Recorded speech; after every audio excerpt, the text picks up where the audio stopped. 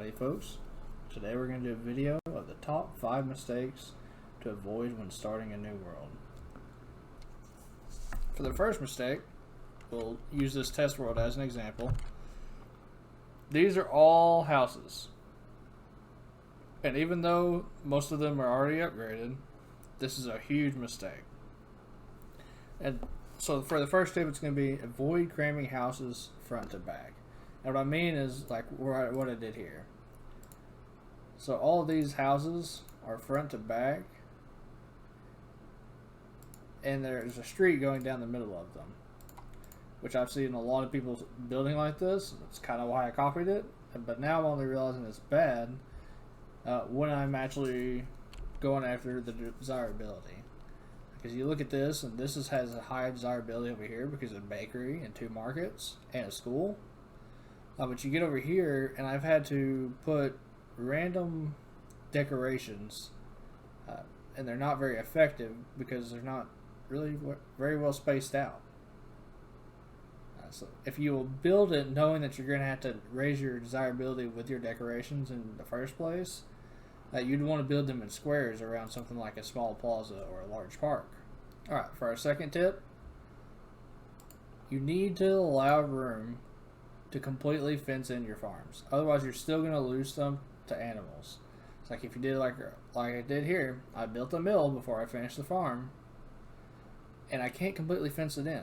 And a lot of people put their farms right next to the road too, and you can't fence it in there. So you're still going to lose crops to your wild animals.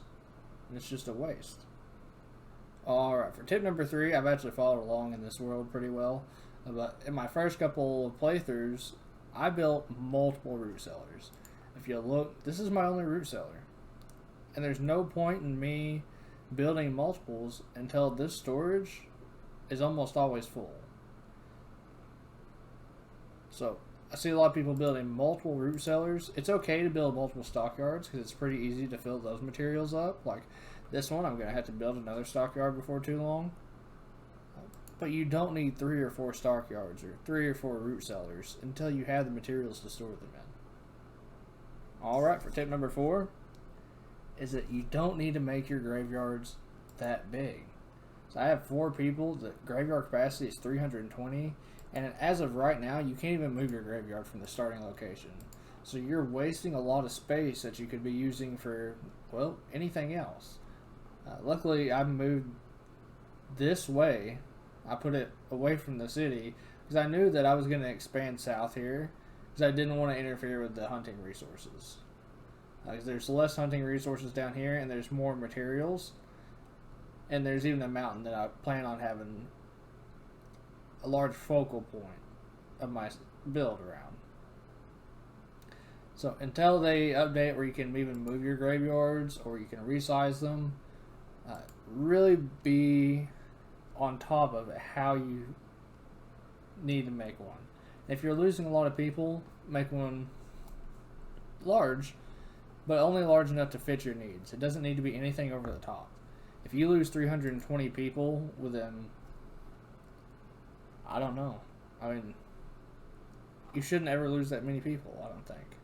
The game is hard, but I feel like it's not that hard to the point that the amount of people coming in to your city and dying is going to continue to replace that population like that. Because obviously you have other problems that's going on that's causing this issue. Tip number 5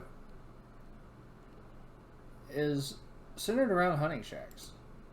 So if you look right here, most of these populations, this one I only have population of 2. So this is, I mean, in fact, they're not even really making anything right now. But if you look at this population of 9 deer can sustain 2 hunting cabins for sure. And I think it's even going to be able to sustain a 3rd without depleting it. So it's the same thing with fishing, actually.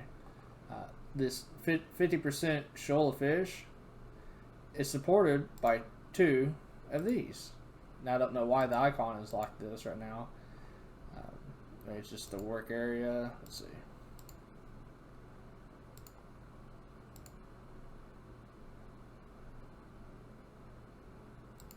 Okay, so that's only supporting 1. but I'm still going to get some of that bonus. Then this one over here is also going to support the 50%. That's all I have for you today.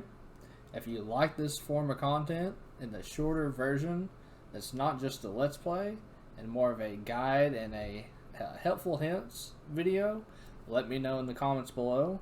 Tell me what is your favorite tip from the video, and do you have anything to add? This is something that's just very, very basic and something that I didn't know when I first started.